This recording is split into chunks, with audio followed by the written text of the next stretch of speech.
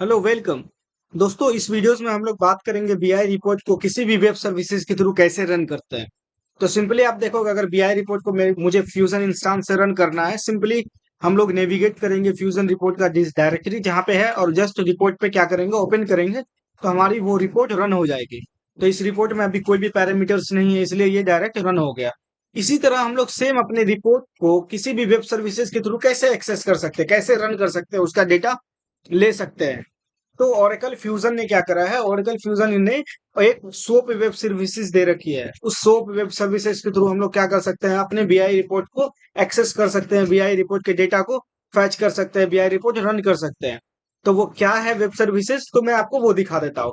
तो ये स्क्रीन पे जो आपको दिख रहा होगा अभी, ये एक सोप वेब सर्विसेज है, जिसको हम लोग विजडल भी कह सकते हैं। ये सोप वेब सर्विसेज है जिसकी मदद से हम लोग क्या करते हैं, बीआई रिपोर्ट को रन करते हैं विदाउट इंस्टांस पे नेविगेट किए।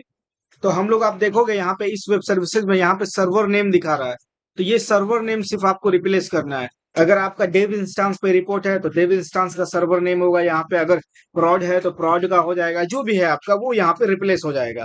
तो कैसे हम लोग करेंगे, तो आप देखोगे अगर मेरा ये इंस्टांस है तो मेरे इंस्टांस का ये यूआरएल है, राइट। तो इसमें आप देखोगे एचटीटीपी के बाद ये जो मेरा है ये पूरा डॉट कॉम तक ये मेरा होस्ट नेम है। तो इसको हम कॉपी करेंगे और यहाँ पे देख रहे हो एचटीटीपी के बाद वाला ये सर्वर नेम से रिप्लेस कर देंगे। तो ये पूरा कंप्लीट मेरा क्या हो गया, बीआई रिपोर्ट कॉल करने के लिए विजडल या फिर web services, soap web services है।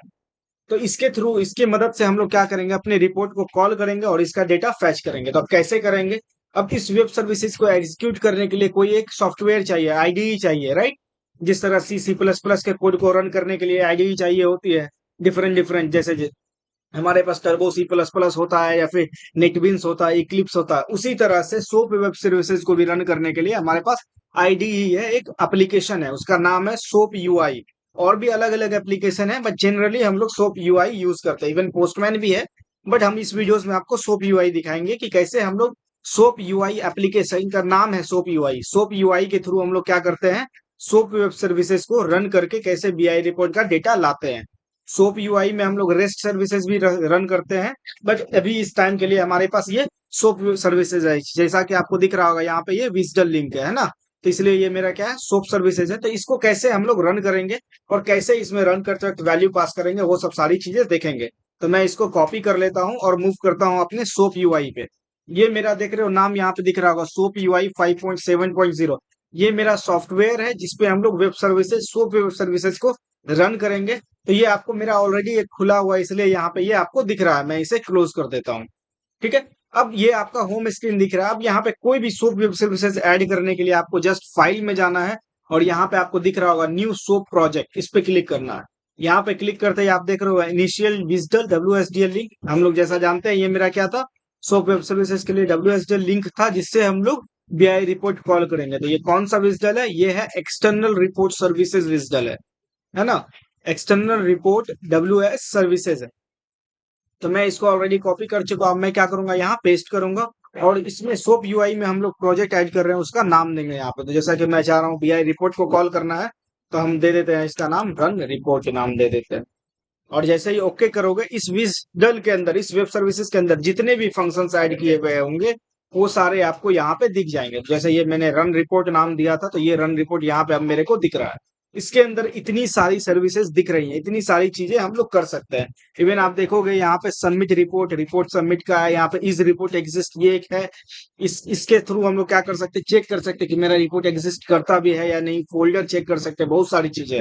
अब मुझे रिपोर्ट रन करना है ना, इन्वोक करना है रिपोर्ट को, तो उसके लिए आप देखोगे रन रिपोर्ट नाम का एक सर्विसेज है। हम क्या करेंगे, इस पे क्लिक करेंगे। इस पे जैसे ही क्लिक करेंगे आप यहाँ पे देखोगे इस प्लस आइकन पे, यहाँ पे रिक्वेस्ट वन है, इस पे क्लिक करोगे तो ये यहाँ पे ये बॉक्स खुल गया। यहाँ पे ही अपने को, इस बॉक्स को हम लोग बोलते हैं ये रिक्वेस्ट पेलोड का बॉक्स है। यहाँ पे हम मेरे को क्या करना है, रिक्वेस्ट पेलोड पास करना है। मतलब कि इस वेब सर्विसेज के इस फंक्शन को, रन रिपोर्ट को कॉल करने के लिए क्या क्या वैल्यू पास करना है। जैसे कोई भी फंक्शन कॉल करते हैं या कुछ भी, तो उसको वैल्यूज पास करते हैं ना, उसको ही हम लोग सर्विसेज, वेब सर्विसेज के केस में रिक्वेस्ट पेलोड बोलते हैं। तो ये मेरा रिक्वेस्ट पेलोड है। इस रिक्वेस्ट के लिए ये मेरा रिक्वेस्ट पेलोड है। इस रिक्वेस्ट पेलोड में जो भी वैल्यूज दे के हम लोग यहाँ से रन करेंगे और इसका रिजल्ट हमें क्या पड़ेगा, इस रिस्पॉन्स पेलोड में रिजल्ट दिखेगा। तो चलिए हम देखते हैं कि इसमें क्या क्या रिपोर्ट रन करने के लिए क्या क्या डिटेल्स चाहिए होता है। बेसिकली आप देखोगे यहाँ पे बहुत सारी चीजें दिखेंगी। हेडर है, हेडर के अंदर बॉडी है, बॉडी के अंदर देखोगे आपका रन रिपोर्ट, ये जो हम लोगों ने सर्विसेज सेलेक्ट किया है रन रिपोर्ट, और इसके अंदर ये सारी चीजें रन रिपोर्ट से रिलेटेड है ना। बट रिपोर्ट कॉल करने के लिए अपने को इतनी सारी चीजों की जरूरत नहीं पड़ती। ये देख रहे हो एक्सडीओ प्रॉपर्टीज लिस्ट है, ये रिपोर्ट की प्रॉपर्टीज है। ऑलरेडी चूंकि फ्यूजन इंस्टांस में हम लोग प्रॉपर्टीज वगैरह सारा यहाँ पे सेट होता है, तो अपने को कुछ भी प्रॉपर्टीज के साथ चेंजेस वगैरह करने की जरूरत नहीं पड़ती है। तो जैसा कि हम जानते हैं प्रॉपर्टीज ऑलरेडी सेट है, तो हम लोग क्या कर सकते हैं, इसको कंप्लीटली डिलीट कर सकते हैं, या फिर इसके अंदर ये जो क्वेश्चन मार्क है इसको हटा सकते हैं। आप क्वेश्चन मार्क हटा दोगे तो इसका मतलब है ये नल वैल्यूज पास कर रहे हैं, इम्प्टी है, तो भी कोई दिक्कत नहीं होगा। बट चूंकि अच्छा लगे देखने में साफ सुथरा, तो मैं क्या कर देता हूँ, एक्सडीओ प्रॉपर्टीज लिस्ट को रिमूव कर दे रहा हूँ। ठीक है, अब यहाँ पे देखोगे एट्रीब्यूट कैलेंडर है, एट्रीब्यूट फॉर्मेट है, एट्रीब्यूट्स लोकल एंड ऑल, ये सब सारी चीजों में से भी बहुत सारी चीजें जैसे टाइम जोन है, टेम्पलेट्स है। चूंकि होता है कई बार क्या होता है, एक रिपोर्ट को डिफरेंट डिफरेंट टेम्पलेट्स होता है, तो हम लोग यहाँ पे टेम्पलेट्स का नाम भी दे सकते हैं। बट फिलहाल के लिए अभी मेरे रिपोर्ट में एक ही टेम्पलेट है, तो हमें कुछ भी चेंज करने की जरूरत नहीं है।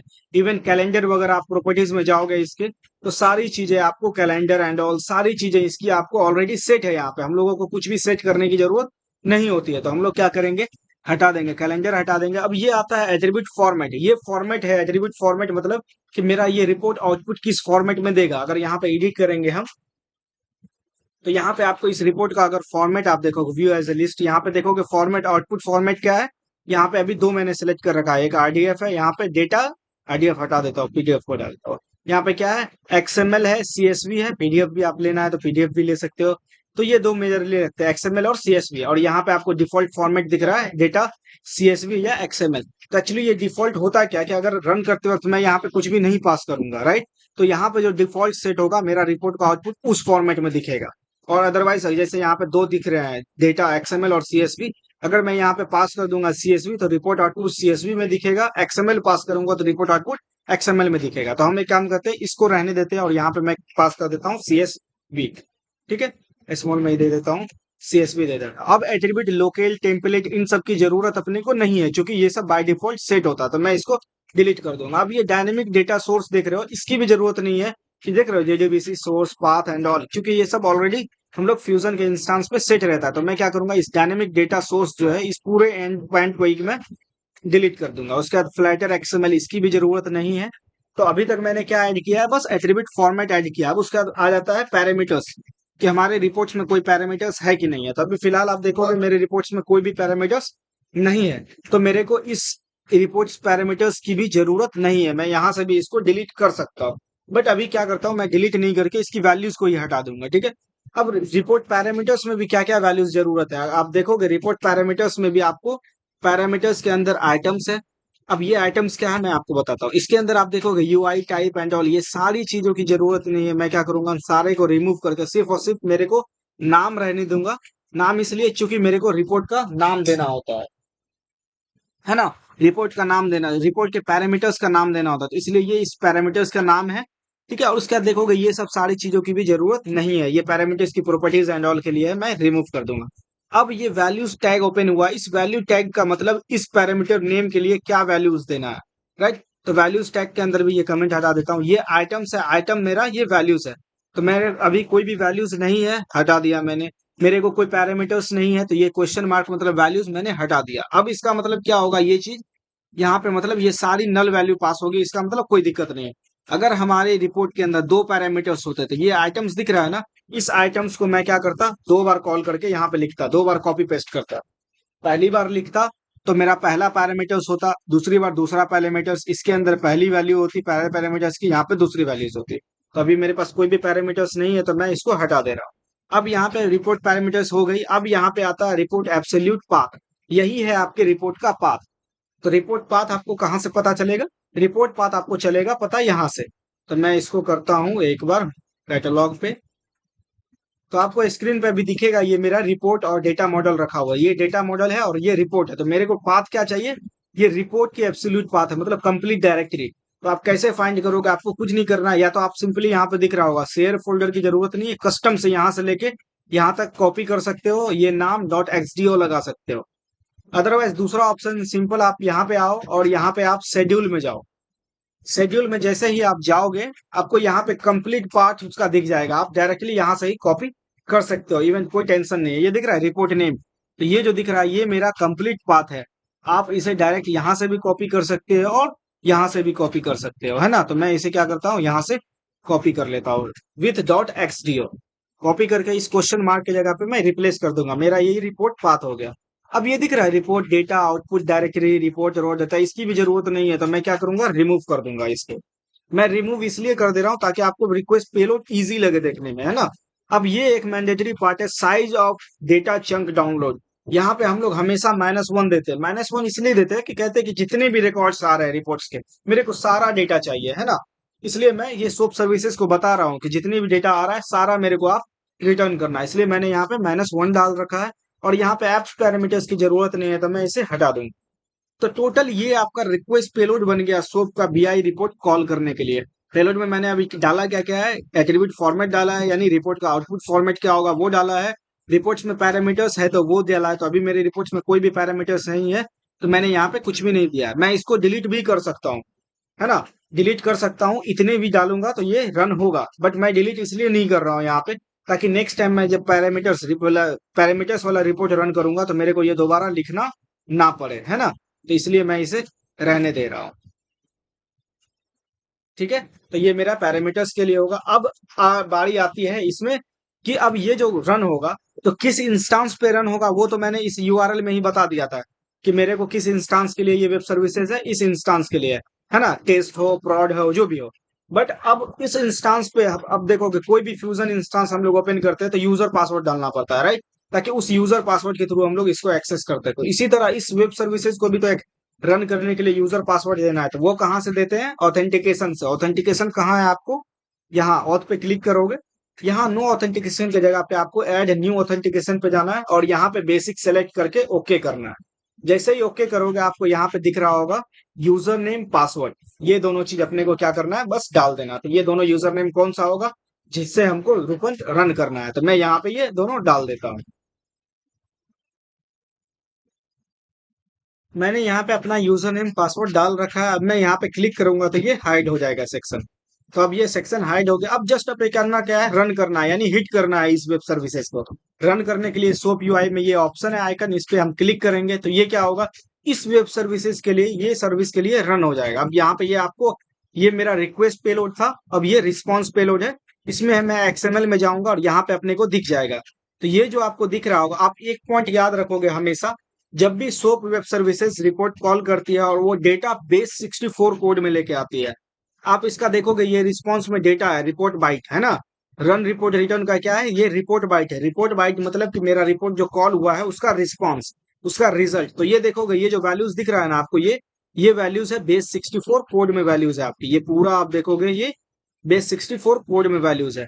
तो इस बेस 64 कोड को मैं क्या करूंगा, कॉपी करके इसको कन्वर्ट कर दूंगा एक्चुअल कोड में, है ना। ये सारा आपको दिख रहा है, ये बेस 64 कोड है। तो मैं इसको कॉपी कर लेता हूं। अब इस कोड को एक्चुअल वैल्यूज कैसे दिखेगी, तो इसको कन्वर्ट करना पड़ेगा, बेस 64 को डिकोड करना पड़ेगा। तो डिकोड करने के लिए ऑनलाइन एक वेबसाइट है, बहुत सारी वेबसाइट है, बट मैं जनरली फॉलो करता हूँ बेस 64 कोड.org। यहाँ पे आओगे आप, इस वेबसाइट पे आपको यहाँ पे दिख रहा होगा दो ऑप्शन, डिकोड बेस 64 कोड, यहाँ पे डिकोड और इनकोड। अगर किसी टेक्स्ट मैसेज को आपको इनकोड करना है बेस 64 में वो कर सकते हैं, बट अभी अपने को क्या करना है, ऑलरेडी ये इनकोडेड है बेस 64 में, इसको डिकोड करना है। तो इस डिकोड पे क्लिक करोगे आप यहाँ पे, और इस टेक्स्ट बॉक्स में आपको क्या करना है, decode from base 64 format paste कर देना है जो भी कोड। तो मैंने यहाँ से जो भी कॉपी करा था, ये मेरा रिस्पॉन्स था, रिपोर्ट बाइट मेरा रिस्पॉन्स होता है। इसको मैं कॉपी करूंगा, कॉपी करके मैं यहाँ पेस्ट किया, और जैसे ही आप इस पे डिकोड पे क्लिक करोगे ये क्या करेगा, इसको कन्वर्ट कर देगा आपके एक्चुअल फॉर्मेट में। तो आप दिख रहे हो ये मेरा रिपोर्ट का डेटा आ गया, invoice ID, vendor ID, invoice number. ये अब ये किस फॉर्मेट में आपको दिख रहा है, ये दिख रहा है अपने को सीएसवी फॉर्मेट में। क्यों, क्योंकि मैंने यहाँ पे रिपोर्ट रन करते वक्त फॉर्मेट एज ए सीएसवी डाला था। अगर मैं यहाँ पे एक्सएमएल दूंगा तो ये रिपोर्ट मेरा रिजल्ट किस में ला के देगा, एक्सएमएल में देगा, है ना। तो ये रन हो गया। अब मैं यहाँ पे आऊंगा, फिर से दोबारा इसको कॉपी करूंगा, ठीक है। मैं इतना ही कॉपी कर लेता हूँ, पूरा कॉपी कर लेना, ठीक है। इसे मैं कॉपी कर लेता हूँ।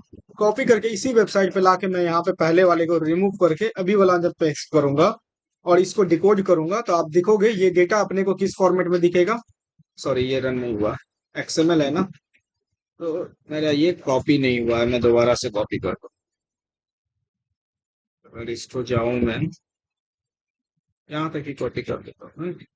कॉपी करता हूँ इसको, पहले वाले को मैं हटा के इसको पेस्ट कर देता हूँ। और जैसे ही मैं इसको डिकोड करूंगा तो ये दिख रहा होगा आपको डेटा HTML XML फॉर्मेट में, है ना। मैं इसको और थोड़ा सा ज्यादा कॉपी कर लेता हूँ। कॉपी मैं यहाँ पे लाके पेस्ट कर दूंगा और इसको डिकोड करूंगा तो ये देखोगे अपना सेम डेटा अपने को किस में दिख रहा है, XML फॉर्मेट में दिख रहा है ना। यही आप देखोगे सेम, ये अपना सारा क्या है, टैग है। इस ग्रुप के अंदर इनवॉइस आईडी, क्या ये वैल्यूज, इनवॉइस आईडी बंद, वेंडर आईडी, फिर उसके बाद इनवॉइस नंबर, इनवॉइस अमाउंट, सारी चीजें, है ना। तो ये सिंपल सा वे था जिसे हम लोग क्या कर सकते हैं, वेब सर्विसेज के थ्रू, सोप वेब सर्विसेज के थ्रू फ्यूजन के BI रिपोर्ट को कॉल कर सकते हैं। सो यही सेम चीज हम लोग सेम अप्रोच कहाँ यूज करते हैं, OIC में यूज करते हैं हम लोग। इस वेब सर्विसेज को कॉल करके ये जो डेटा आता है, इस डेटा को हम लोग ओपेक स्कीमा के थ्रू क्या करते हैं, कन्वर्ट कर लेते हैं एक्चुअल फॉर्मेट में, बेस 64 से फाइल रेफरेंस में कन्वर्ट कर लेते हैं। तो ये वीडियोस अगर आपको अच्छा लगा हो, हेल्पफुल लगा हो, तो आप प्लीज चैनल को सब्सक्राइब कर दीजिएगा और वीडियो को लाइक करना बिल्कुल मत भूलिएगा। नेक्स्ट वीडियोस में आते हैं हम लोग नेक्स्ट चीज के साथ। Thank you so much.